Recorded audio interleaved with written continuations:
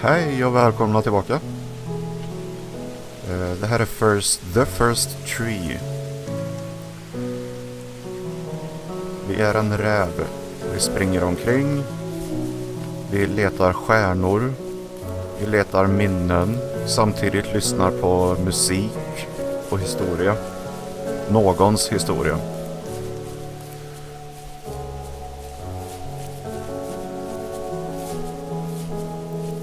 Nu provar jag att fortsätta spela här med ultrahög grafik för att se lite skillnad på hur det ser ut och känns och sådär. Men vi fortsätter och jag kommer inte prata så mycket. Jag kommer mest bara lyssna och hänga med i spelet. Jag föreslår att ni också gör det. Det här var ganska trevligt. Radiotystnad från min del från och med nu.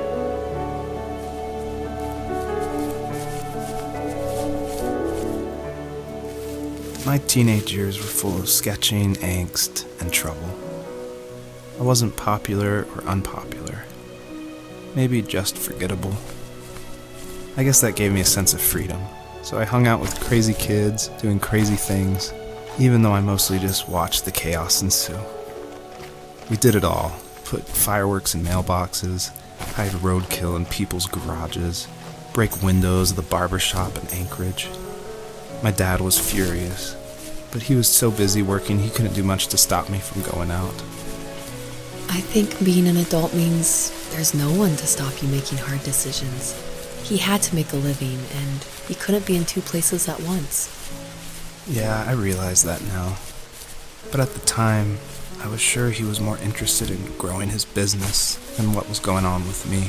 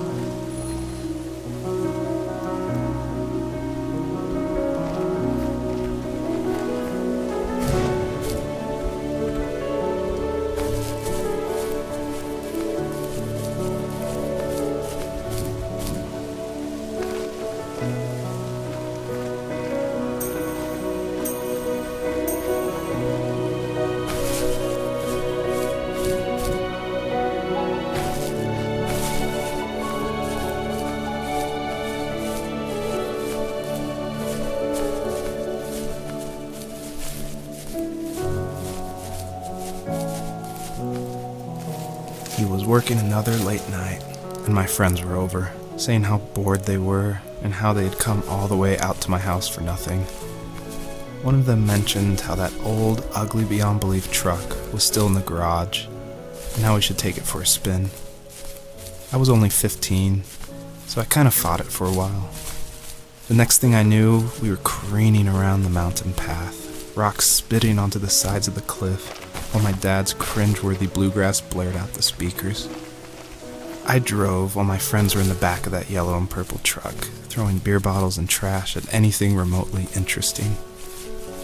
Felt like I was soaring in the air with borrowed wings. But all good things have endings. A cop outside of Eagle River pulled us over after he saw us in a bottle rocket into someone's yard. What followed was a long night of talking to disappointed adults and feeling smaller than ever.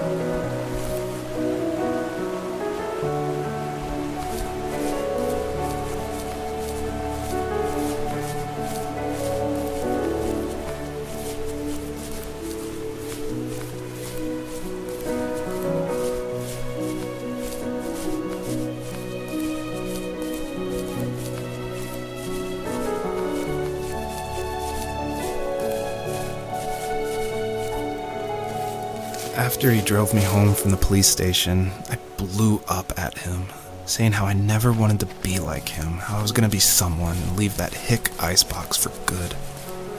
He just looked forward at the road with tired eyes. I took out that bluegrass tape from the cassette deck and chucked it out the window. In my sage teenage wisdom, I thought I had proved the ultimate point. But my dad had a different idea. He slammed the brakes, slowly bowed his head while gripping the steering wheel, and finally looked at me. All he said, like it was a polite request, was, "Make this right." I sat there in silence, fuming, but I eventually got out and combed every square inch of the woods, muttering profanity after profanity. I found it 30 minutes later, near a small waterfall off the road. I went back to the truck, put the wet tape back in, and sure enough it worked. We didn't speak another word to each other the rest of the night. Wow, I knew you were a crazy teenager, but... It's hard to believe, isn't it? It surprises me too. It's like I didn't really know who that kid was back then. I bet my dad thought the same thing over and over. It's almost like he was saying, "Make this right," to himself, more than to me.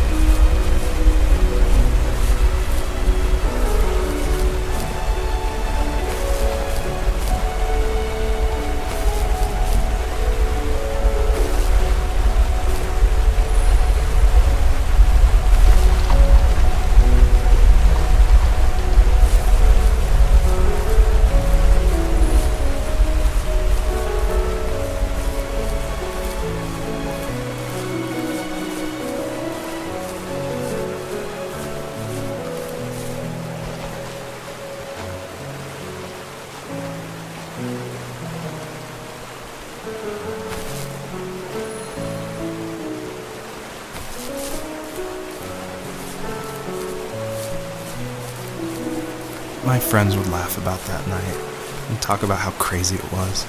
And I laughed along, pretending it didn't bother me. But it did. I imagined my friends growing old in the bush, unable to find that thrill in those godforsaken ice fields.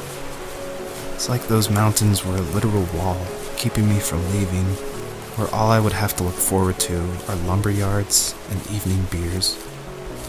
I had to climb over. That was my only goal for a long time.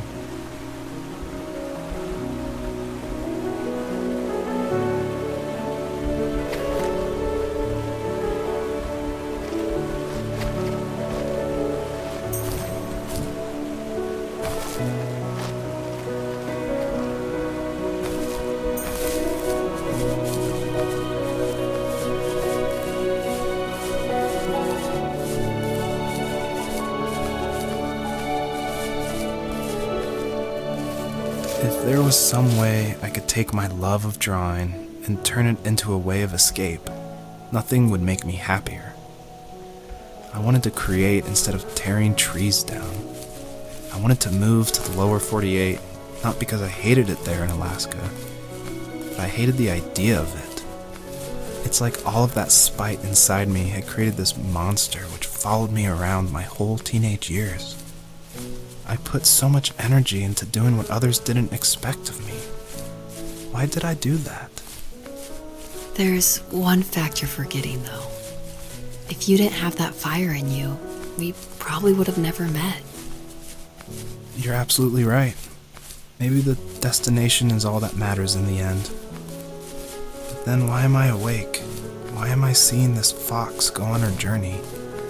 And why can't I stop thinking about my dad?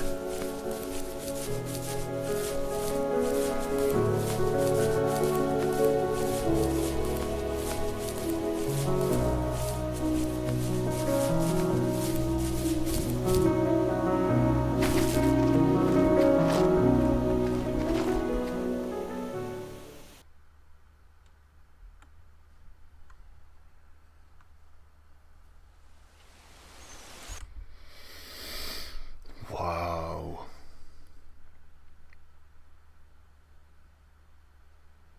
Jag vet inte ens vad jag ska säga. Det är ett seriöst djup i det här spelet. Och jag gillar det. Samtidigt som jag märkt lite att det är med inslag av pussel. Som det här med att hitta 3 fjärilar för att kunna göra ett jättehopp. Och att man måste ta dem i en viss ordning. Så för er som gillar pusselspel, fantastisk musik och berättelser, skaffa det här. Jag har haft det här i mitt library på Epic Games så länge. Jag har inte gett det en chans för att det såg bara ut som att det är en springsimulator ungefär. Vad fel jag hade. Det här var så mycket mer än det.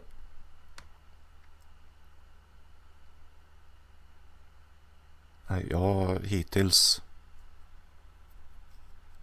så rekommenderar jag det här starkt.